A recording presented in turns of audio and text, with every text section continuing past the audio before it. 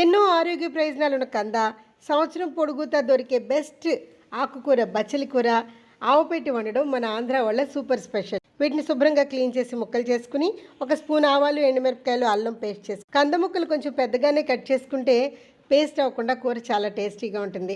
ఒక 10-15 నిమిషాల్లో ఉడికిపోతాయి. వేడి నీళ్ళలో ఒక పెద్ద ఉసిరికాయ అంత చింతపండుని కూడా నానబెట్టుకుంటే ఈలోపు 10-15 నిమిషాల్లో కంద బచ్చలి చక్కగా ఉడికిపోతుంది. ఈ ఆవ పేస్ట్లో ఒక స్పూన్ నూనె వేసుకుంటే చేదు రాకుండా ఉంటుంది. ముక్కల్లో ఎక్స్ట్రా నీరు తీసేసి మ్యాష్ చేస్తే చక్కగా మెత్తగా అయిపోతుంది. స్టవ్ ఆఫ్ చేసేసి చేయండి. ఇప్పుడు దీనిలో కొంచెం పసుపు, రుచికి సరిపడా ఉప్పు, మనం చేసుకున్న ఆవు పేస్టు, చింతపండు రసం చిక్కగా తీసి ధనియాలు, జీలకర్ర పొడి కొంచెం వేసి బాగా కలిపేసి పక్కన ఒక ప్యాన్ పెట్టుకుని దానిలో కొంచెం ఆయిల్ వేసుకుని దీనిలో కొంచెం ఇంగువ, వెల్లుల్లిపాయలు, మినపప్పు, శనగపప్పు కొంచెం ఎక్కువ వేసుకుని ఆవాలు, జీలకర్ర వేసి చక్కగా దోరగా వేగనిచ్చి సన్నగా కట్ చేసుకున్న పచ్చిమిరపకాయలు, కరివేపాకు, ఎండుమిరపకాయలు వేసేద్దాం. నూనెలో వేగిన పచ్చిమిరపకాయలు భలే టేస్టీగా ఉంటాయి కూరలో. ఇప్పుడు వీటన్నిటిని మనం చక్కగా ఈ పోపుని దానిలో వేసేసి చక్కగా కలిపేయండి.